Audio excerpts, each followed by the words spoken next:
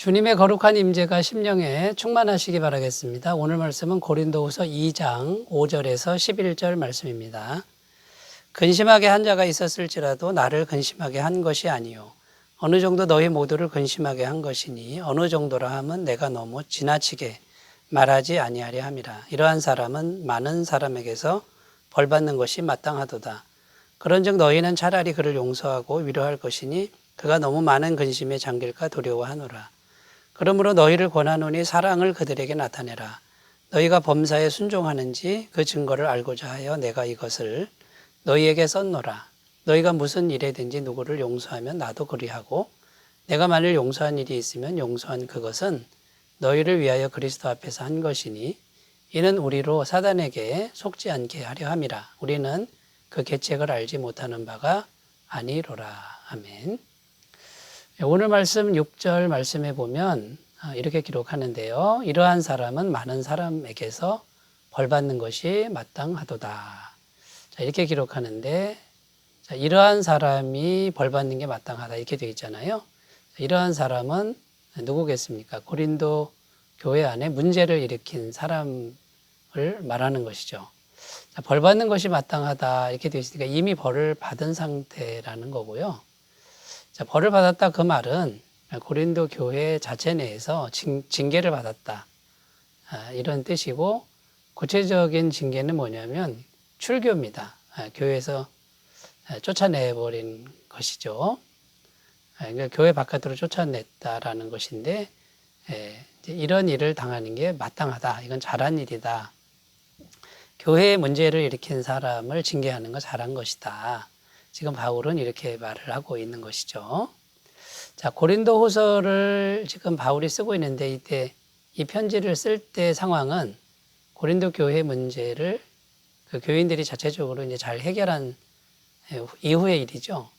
그러니까 바울이 지금 잘했다 그러면서 격려하고 또 위로하는 그런 편지가 바로 고린도 이제 후서가 되는 겁니다. 그런데 이제 이렇게 잘했다 그러면서 이제 덧붙이는 말씀이 뭐냐면은 오늘 말씀에서 바울은 그 징계받은 사람을 용서해라. 또 이렇게 말하고 있는 겁니다. 그래서 오늘 본문 말씀의 핵심적인 단어는 용서라는 단어인데요. 7절 말씀에 보면 그런즉 너희는 차라리 그를 용서하고 위로할 것이니 그가 너무 많은 근심에 잠길까 두려워하노라.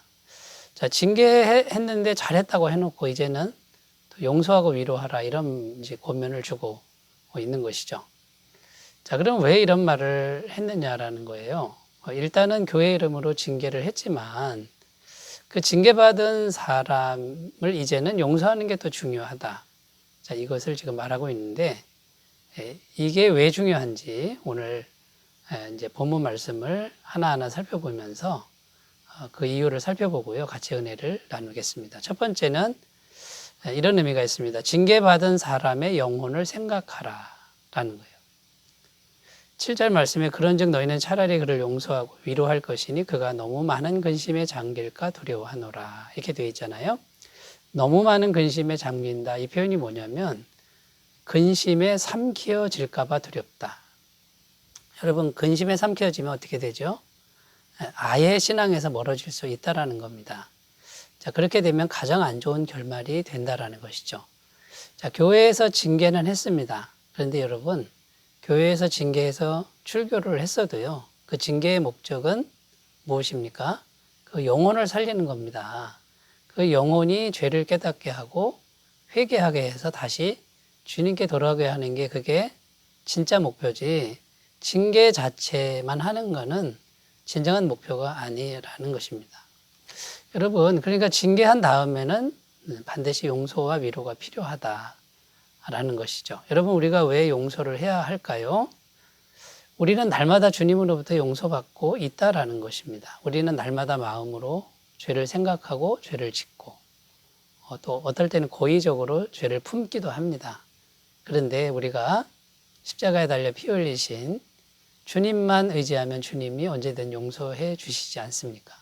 이 영원한 속죄함, 영원한 용서가 우리에게 있기 때문에 우리도 용서받은 죄인이라는 거죠. 우리도 날마다 용서받는 그런 존재가 누구를 영원히 미워할 수 없다라는 겁니다. 그러니까 우리가 늘 용서를 해야 된다라는 것이죠. 자, 그런데 여기서 우리가 정말 놓쳐서는 안 될 부분이 뭡니까? 죄가 있는데 그 죄를 그냥 덮어두면 안 되고 넘어가면 안 된다라는 거예요. 죄는 죄라고 해야 된다라는 거죠. 그 죄는 죄라고 하는 것이 교회가 징계하는 겁니다. 징계는 너는 죄를 졌다. 이걸 지금 선언하는 거죠. 요한복음 8장에 보면 간음의 현장에서 잡힌 여인이 예수님 앞에 이제 끌려옵니다. 예수님 뭐라 그러시냐면요. 너를 정죄하는 사람이 있느냐? 아무도 없습니다. 그랬더니 나도 너를 정죄하지 않는다. 그러나 가서 다시는 죄를 짓지 마라. 예수님이 이렇게 말씀하셨습니다. 예수님이 절대로 정죄하진 않지만 뭐라 그럽니까? 너 죄를 졌다라는 것은 분명히 선포하셨다라는 거예요. 그래서 다시 너 죄 짓는 거 그건 분명히 죄니까 죄를 짓지 말라 이렇게 말씀하셨다라는 거죠. 그러니까 여러분 충분히 정죄받는 게 사실 중요합니다. 충분히 정죄를 받은 이후에는 그 다음에는 용서가 또 있어야 된다라는 것이죠. 그래서 중요한 핵심이 뭐냐면 정죄하는 것과 용서하는 것이 균형이 있어야 된다라는 겁니다. 정죄만 있어도 이상하고 용서만 있어도 이상한 신앙이 될 수밖에 없습니다. 여러분 우리가 복음의 은혜로 구원을 받았습니다만 그 복음이 주님의 영원하신 은혜로 구원받았다라는 내용이지만요. 그 복음, 그 주님의 은혜를 선포하기 전에 반드시 우리가 머리부터 발끝까지 죄인이라는 것이 철저하게 선포되고 있는 것이 복음이라는 것을 우리가 잊지 않았으면 좋겠습니다. 그래서 율법이라고 하는 그 하나님의 말씀, 율법의 기능이 뭡니까? 우리가 율법을 다 지킬 수 없는 죄인이다. 율법이 우리를 죄인으로 고발합니다. 그러니까 율법도 참 귀한 것이죠. 거룩한 것이죠. 율법이 있어야 우리가 죄인됨을 알 수 있고요. 그 다음에 충분한 정죄를 받은 우리가 이제 주님의 십자가 은혜 때문에 구원을 받는 것이죠. 그래서 율법과 복음은 동전의 양면 같은 것이다 라는 거예요. 우리가 이것을 잘 기억하시고 정죄와 용서의 균형을 다른 사람에게도 잘 적용하시고 자기 자신에게도 잘 적용하시는 균형 있는 신앙이 되셨으면 좋겠습니다. 자, 그래서 용서하라는 첫 번째 이유를 살펴봤습니다. 징계받은 사람의 영혼을 생각할 줄 알아야 된다. 이제 이것이고요. 두 번째는 미운 마음을 버리라는 그런 뜻이 있습니다. 이거는 징계받은 사람의 영혼을 생각하는 게 아니고 고린도 교회 교인들의 영혼을 생각하는 거죠. 8절 말씀에 보면 그러므로 너희를 권하노니 사랑을 그들에게 나타내라. 지금 고린도 교회 성도들에게 사랑을 나타내라. 지금 바울이 이렇게 말하는데 이건 전적으로 고린도 교회 교인들의 영혼을 생각하는 것이라는 겁니다. 여러분 사랑을 나타낸다. 그 말은 용서하는 마음이죠. 용서하는 마음이 될 때 우리가 미움의 마음에 빠지지 않게 됩니다. 자, 미움의 마음은 좋지 않은 마음이죠. 예수님은 원수를 사랑하라 이렇게 말씀하신 이유가 사랑의 마음을 품어야 된다는 겁니다. 복음서에서 주님은 미워하는 마음은 살인하는 마음이다 이렇게 선포하셨습니다. 또 미워하는 마음을 통해서 마귀가 역사하기가 쉽고요. 또 바울은 이런 미워하는 마음이 계속될 때 사단의 이제 올무에 걸린다라고 지금 말하고 있는 거죠. 오늘 말씀 11절에도 이는 우리로 사단에게 속지 않게 하려 함이라. 우리는 그 계책을 알지 못하는 바가 아니로라. 그러니까 징계를 했습니다. 너는 죄인이다라고 많은 사람들이 죄인이라고 정죄하면서 징계를 했지만 미워하는 마음을 가지면 안 된다. 그러니까 사랑을 나타내라. 사랑하는 마음을 유지해야 된다. 이렇게 말하는 겁니다. 또 이 미움의 감정은 마음에 품으면요. 그 계속 품고 있으면 그 사람의 인격이 됩니다. 미운 사람이 되는 거예요.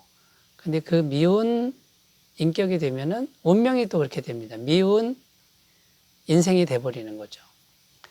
또 여러분 미움이 깊어지면요. 몸에 병이 오기도 합니다.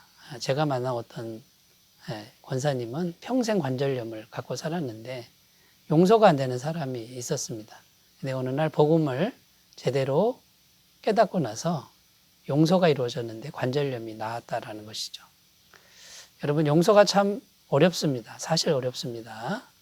한번 상처받으면 그 해결하기가 참 어려운 게 인간의 마음이죠. 우리가 어떻게 해야 되죠? 용서를 넉넉히 주시는 주님께 날마다 이스라엘인 마음을 가져가는 거예요. 기도로 가져가서 녹여주실 때까지 기도해야 될 줄로 믿습니다.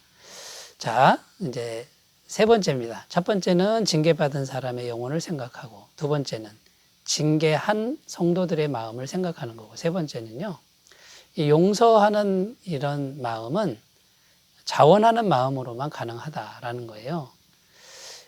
용서해라 하고 명령한다고 되는 부분이 아니라는 거예요. 여러분, 용서하라 하고 명령하면 즉시 용서할 수 있으면 얼마나 좋겠습니까마는 용서는 시간이 걸립니다.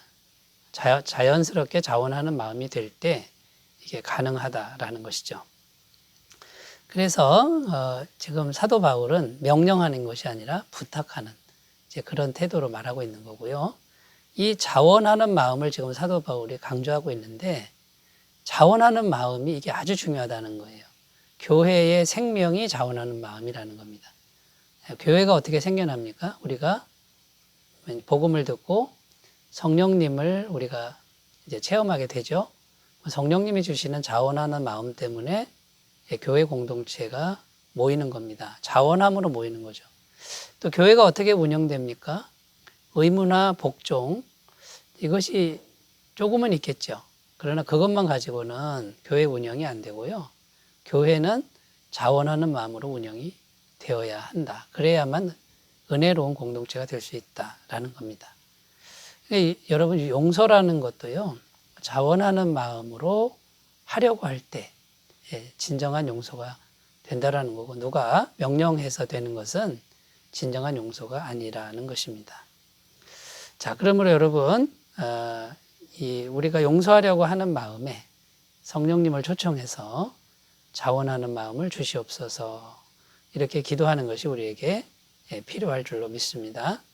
자, 하나님은 인격을 가지신 분이십니다. 그 인격을 가지신 분이 우리를 억압하거나 함부로 대하지 않으신다는 걸 우리가 꼭 이제 기억하셨으면 좋겠습니다.